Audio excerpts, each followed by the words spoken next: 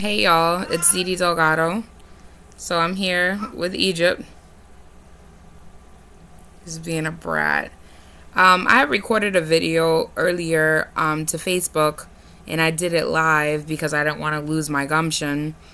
And Facebook wouldn't let us be great, so it deleted it. But that's okay.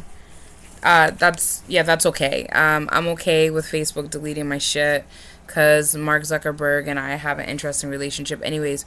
So I'm re-recording the video again. It may not have as much gusto as the first one, but the message is still important and remains the same. So here we go. Because transparency, right? Yesterday, I had a real-ass conversation with two community members who felt that I chose to be neutral in a time when I should have stood up for them. They were absolutely right. I accepted where I was wrong, and I vowed never to hurt them like that again. It made me think of some of the things that I'm going through, like how hurt I feel that people choose to remain neutral in a time when they should have stood up for me. It is a tremendous pain to hear that you are loved but never feel or see it. Family. We have a serious problem that needs to be addressed. There is a misconception in our community that when internal conflicts arise in movement work, we should silently address these conflicts because presenting solidarity is more important than actually showing up for each other. In my opinion, the movement doesn't yet have a good grasp on community accountability work because we have missed many opportunities to provide public support for those of us who have been harmed but are still alive. There is no hashtag for Ashley Yates and Marissa Johnson.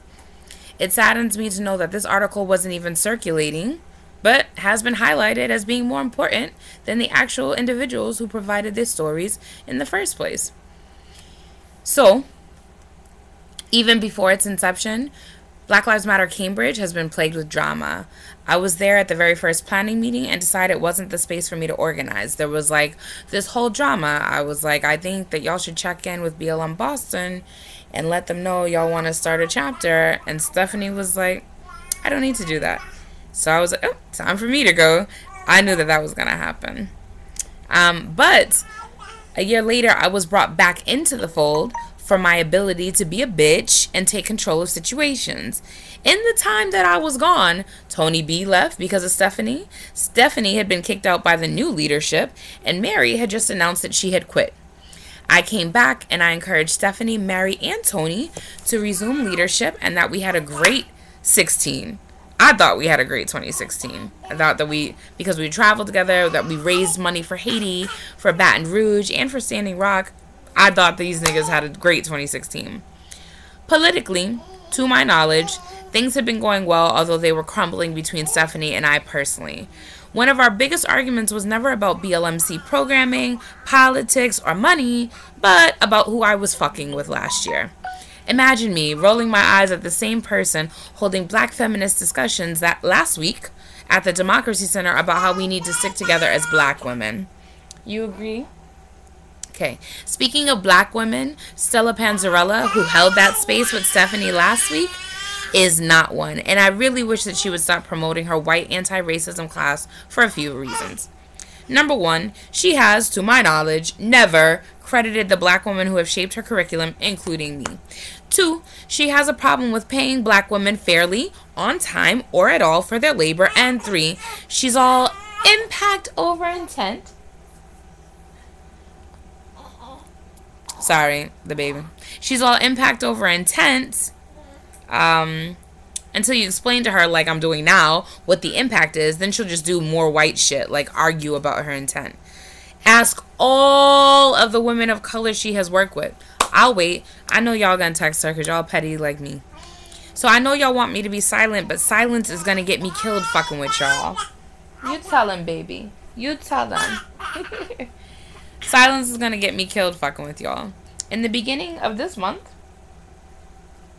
I became aware of a rumor being spread by Stephanie that somehow, I have stolen $20,000 of money belonging to BLM Cambridge.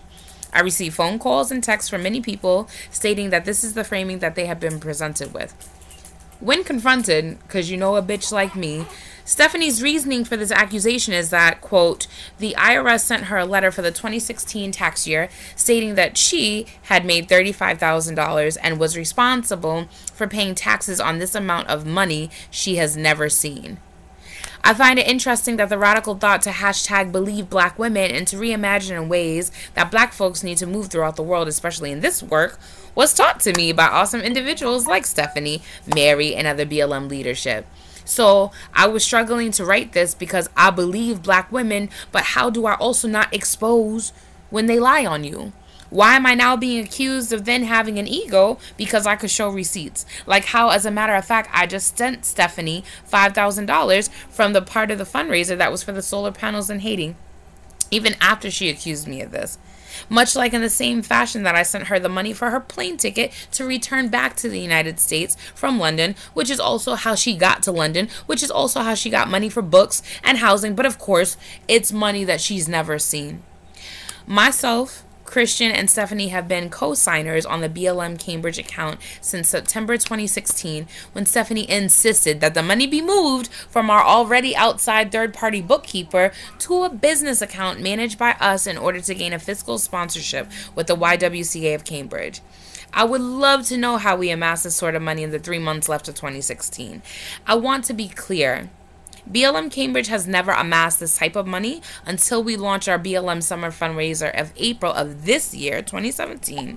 And that money has been paid out in equipment purchases, travel and food costs, speaker fees, and providing over $4,000 worth of free scholarships for Black and POC people to attend the Black Lives Matter Symposium.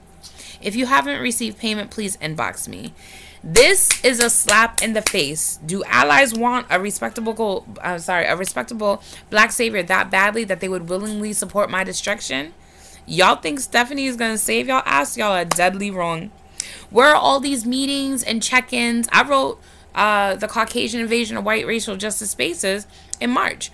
Where are all these meetings and check-ins that Serge Boston and CCI are supposed to be having with me? Didn't Shay send me an email and CC like 40,000 people about accountability, and she's ready to meet and she's been ready? How are y'all holding her accountable? Didn't Shay also compare me to Steve Stevens, the Facebook killer? And as I said at the symposium, respectability will not save this revolution. What kind of abolition work are y'all participating in if you throw every fucking body away? Where is my community now? Now, I've been told by elders in this community, Reverend Ford and Eva Martin Blythe, put an asterisk on that because I'm going to come back to that in a second, to prove my innocence and clear my name.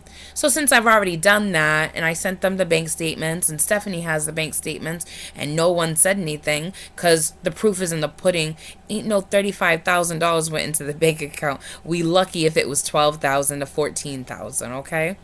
And that money went to Standing Rock. You don't believe me because you don't believe black women. You can ask BLM Denver, did they get their money? And you can ask BLM DC, did they get their money? So what I said is that I guess I'm going to be using the BLM Cambridge money that I haven't stolen yet to secure a certified accountant to do an internal audit. Please be on notice. The first one will be for the time that I've had the money that she says she received this 2016 tax letter. The time I had the money was from September 2016 when she left to go to London to December 2016. And the second audit I will have them do will be the accounting that Stephanie was in charge of from January 2015 to September 2016 to show the consistency of how we spend money on people in our community. I'm on sabbatical, but bitch, I'm not going nowhere. Sorry, white people. Y'all better call Bill Maher. I do not have the patience. And for anyone upset about how I went about this, bitch, you wasn't with me shooting in the gym. It's like, the way that I see it, I feel like people are mad and I get it. Like, you know what I'm saying? Like, I'm doing great right now.